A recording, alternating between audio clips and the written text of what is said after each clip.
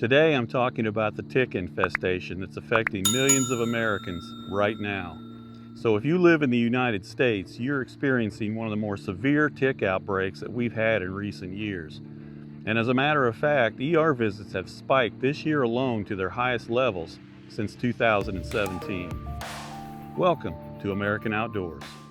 So today I'm going to walk you through the worst areas, talk about the tick explosion, discuss the dangers, and one particular side effect that has really messed up people's lives, the alpha-gal syndrome. Let's get into it. I'll start with the #1 hot spot in the United States, and that is the Northeast. And that would include states like Pennsylvania, New York, New Jersey, Connecticut, Massachusetts, Maine, Vermont. Those consistently lead the nation in Lyme disease cases.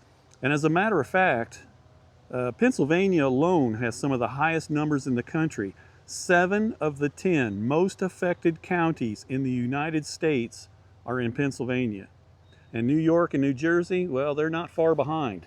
The upper Midwest is right there with them. And states like Wisconsin, Michigan, Minnesota, parts of Illinois and Indiana, they're all in the pack.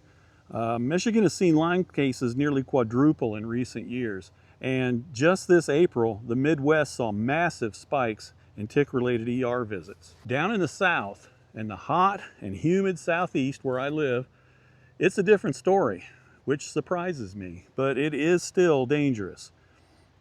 Texas, Georgia, Florida, North Carolina, and Virginia have huge populations of the Lone Star tick. Now these don't always lead to Lyme, but they dominate in other tick-borne illnesses, and also, which I will touch on here shortly, the alpha-gal syndrome. Other states showing up strong on the list include Ohio, Maryland, West Virginia, actually even parts of California, and then Oklahoma. Basically, if you have woods, tall grass, and deer nearby, you are at risk, and that's more places than ever before. And by the way, what you're seeing here are the woods around our property, which obviously is a haven for ticks.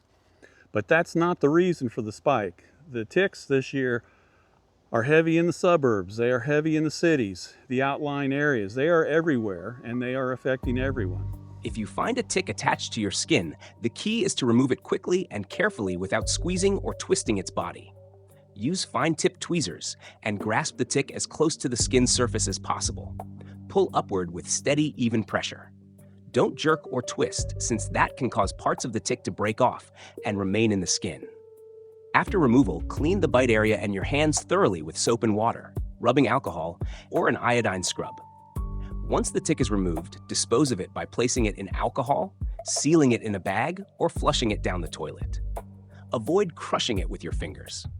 In the days following a bite, watch for symptoms like rash, fever, fatigue, or body aches, and seek medical attention if anything unusual develops.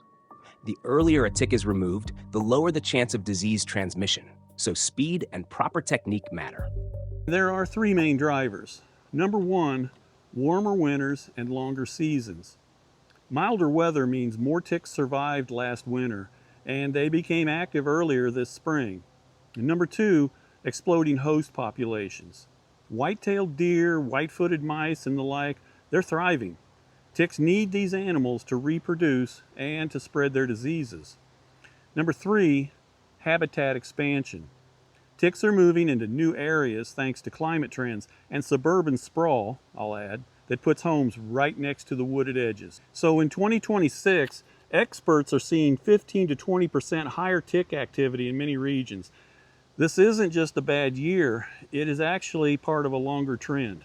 There's something else that's not commonly known, and that's that you can contract several diseases from a single tick bite, more than one. The alpha-gal allergy is triggered by the bite of the Lone Star tick, and that tick is the one that's got the white spot on his back. Now that tick will inject a sugar molecule called alpha-gal into your bloodstream. The alpha-gal allergy is a red meat allergy, and it is triggered by the bite of the Lone Star tick. So the tick injects a sugar molecule called alpha-gal into your bloodstream. Your immune system may freak out and start reacting to red meat. And by red meat, I mean beef, pork, even lamb, and actually sometimes even dairy. And the reaction can be delayed. You can eat a steak at supper time, and by midnight, you've gone into anaphylactic shock. Some people have to completely change their diet. And right now, the CDC estimates around 450,000 Americans may have it.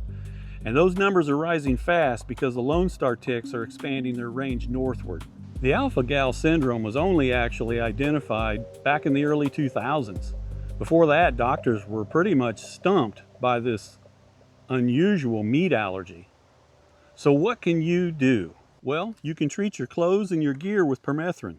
That will last through several washes. You can also use DEET, picaridin, deep woods off, wear light colored pants and tuck them into your socks, wrap tape reversed around your ankles and below your knees. You can do full body tick checks every day. Don't forget the armpits, the groin, behind your knees and your hair, and the crack in your butt. Shower before 2 hours of coming indoors. This can wash off the unattached ticks. And of course, keep your yard mowed and your weeds down. That can actually help to prevent ticks from latching onto your dogs and your cats, your pets, who might bring them into the house and transfer them onto your furniture, your bedding, and you. This is turning into a pretty rough year for tick infestations, especially if you live in the Northeast, the upper Midwest, or the South. And it's only going to get worse since it's expanding.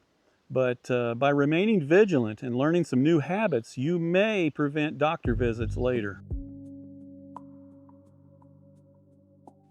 Just so you know, most tick bites are completely painless. Ticks release a mild anesthetic in their saliva, so many people don't feel the bite at all. That's one reason they often go unnoticed for hours or even days. Ticks don't jump or fly, they quest. Ticks climb onto grass or brush and extend their legs, waiting for a host to brush past. This behavior is called questing, and it's how most human bites happen. Disease transmission usually takes time. For Lyme disease, a tick typically needs to be attached for 24 to 36 hours or more before transmission becomes likely. However, early removal dramatically reduces the risk. Many bites happen in your own yard. A large percentage of tick exposures occur not deep in the woods, but in suburban yards, gardens, and neighborhood edges where grass meets brush. Ticks just aren't a public nuisance anymore. They are a growing and serious public health issue. Stay vigilant, protect yourself and your family, and don't let fear keep you indoors. Nature is still worth enjoying. You just have to be a little smarter about it. So if you've had a bad tick encounter or you've dealt with alpha-gal, drop your story in the comments. I'll read every one. Hit that like button if this was helpful. Subscribe for more practical outdoor and preparedness content, and I'll see you in the next one. This concludes our broadcast day. Good night, and God bless America.